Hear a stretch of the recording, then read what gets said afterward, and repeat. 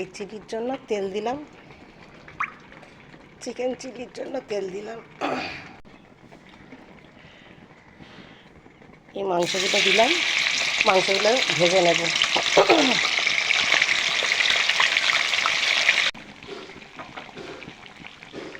এই জাফরান দেব,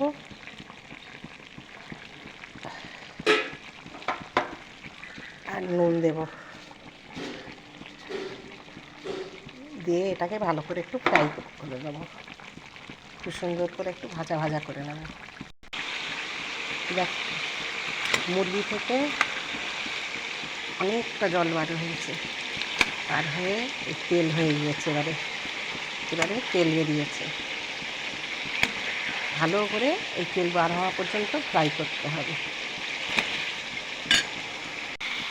এইবার তুলে নেবো, এইটাকে মাংসগুলো তুলে নেবো।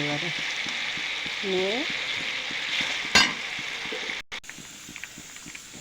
এবারে এই মুরগির তেলেতেই এই পেঁয়াজটা বাদামি করবো, লাল করে বাদামি করে ভাজবো, ফ্রাই করবো। এই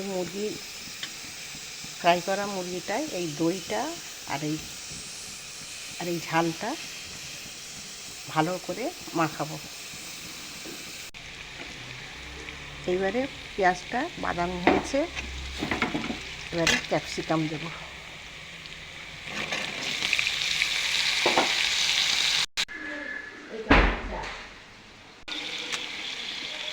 এবারে আদা দেবো, টমেটোটা দেবো ক্যাপসিকামের উপর।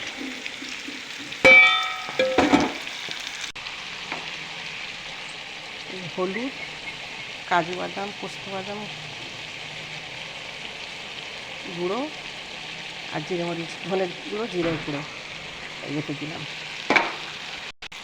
এইবারে মাংসগুলো এতে দিয়ে দেবো।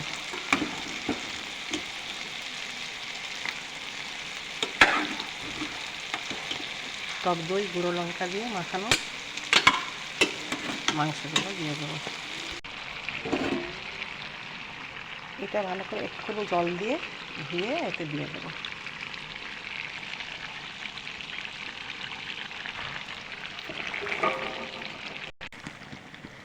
এই সসটা দেবো, এই সসটা দেবো।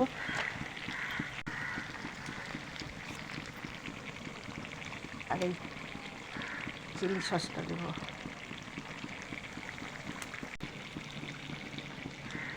আর একটু সামান্য চিনি দেবো।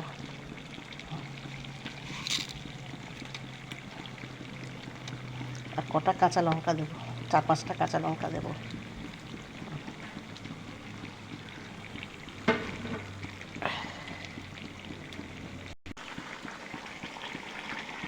রান্না কমপ্লিট।